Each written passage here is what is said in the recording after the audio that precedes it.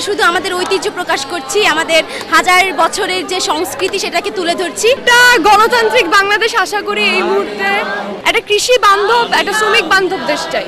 আমি এমন একটা বাংলাদেশ প্রত্যাশা করি যেখানে আমি যখন যেখানে দাঁড়িয়ে আমার নিজের মনের ভাষা প্রকাশ করতে পারবো।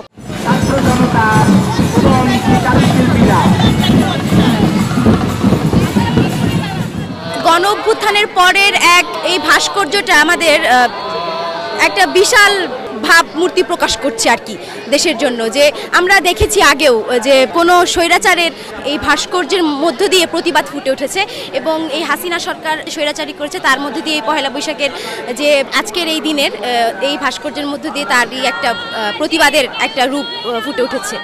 আমার কাছে এই যে সংস্কৃতি, এই যে ঐতিহ্য আমার কাছে খুবই ভালো লাগে। তেমন কোনো পার্থক্য চোখে পড়ছে না, শুধু গণ অভ্যুত্থানের আগের বাংলাদেশ এবং পরের বাংলাদেশ এইটুকুই পার্থক্য। গণতান্ত্রিক সাংস্কৃতিক একটা ঐতিহ্যপূর্ণ বাংলাদেশ প্রত্যাশা করছি, যেরকম আমাদের হাজার বছরের ঐতিহ্য সেরকমভাবেই ওই ঐতিহ্য টিকে থাকুক, সেই বাংলাদেশি প্রত্যাশা করছি। আমরা আমাদের ঐতিহ্যকে তুলে ধরছি, এর বেশি কিছু নয়। মানে কারোর প্রতি বিদ্বেষ প্রকাশ করছি না, আমরা শুধু আমাদের ঐতিহ্য প্রকাশ করছি, আমাদের হাজার বছরের যে সংস্কৃতি সেটাকে তুলে ধরছি। এর মধ্য দিয়ে আমরা এই পহেলা বৈশাখকে আসলে বরণ করছি।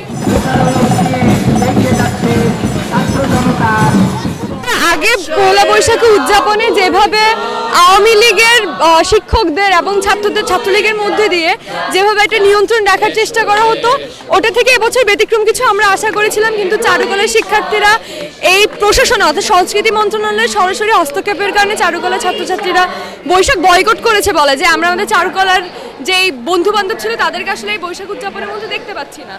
তো এটার মধ্যে দিয়ে আসলে মনে হচ্ছে যে নতুন ধরনের একটা ফ্যাসিবাদ কায়েমের চেষ্টা হচ্ছে, যে কালচারাল ফ্যাসিজম ছিল সেটা ভিন্ন রূপে ভিন্ন দলের মাধ্যমে বাস্তবায়িত হওয়ার রূপ নিচ্ছে। অবশ্যই একটা গণতান্ত্রিক বাংলাদেশ আশা করি এই মুহূর্তে, যেখানে আসলে এই যে বিশ্ববিদ্যালয়ের ছাত্র সংসদগুলো নির্বাচন হবে, কৃষকদের সমিতি থাকবে, কৃষকরা এমন গণতন্ত্র চর্চা করতে পারবে যেখানে তারা তাদের পণ্যের দাম কত হবে সেটা তারা নিজেরা প্রশাসনের সাথে বার্গেন করে দাম ঠিক করতে পারবে। একটা কৃষি বান্ধব, একটা শ্রমিক বান্ধব দেশ চাই।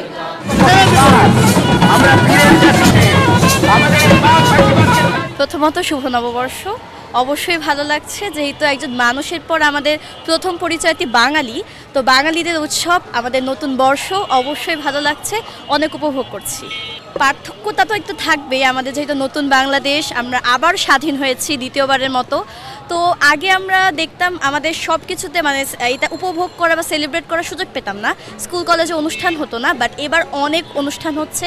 আমরা আরও আমাদের মানে সংস্কৃতিটাকে ব্যাপকভাবে তুলে ধরতে পারছি। আমাদের সরকার অবশ্যই তার বেস্ট ট্রাই করছে যাতে আমাদের সবাইকে সহজলভ্য করে দিতে পারে। আই থিঙ্ক আমাদের এটাতে সন্তুষ্ট হওয়া উচিত। আমি এমন একটা বাংলাদেশ প্রত্যাশা করি যেখানে আমি যখন যেখানে দাঁড়িয়ে আমার নিজের মনের ভাষা প্রকাশ করতে পারবো, কারো ভয় ভীতি ছাড়া আমি নিজেকে মানে তুলে ধরতে পারবো, একটা স্বাধীন হতে পারবো, এরকম একটা প্রত্যাশা করি বাংলাদেশ। বাঙালিকে কেউ কিছু দিয়ে আটকাতে পারে না, এটা বাঙালির ফ্রিডম। ধর্ম যার যার, কিন্তু এটা বাঙালির প্রাণের উৎসব পয়লা বৈশাখ। পয়লা বৈশাখ এটা আমরা জানি না কারটা কেমন, বাট আমরা সবসময় পয়লা বৈশাখে বেরোছি। আগের বার দেখা গেল নিরাপত্তার অভাব ছিল কিছুটা, এখন অনেকটা মানে শান্তিতে ঘোরাফেরার জিনিসটা অনুভব করা যাচ্ছে।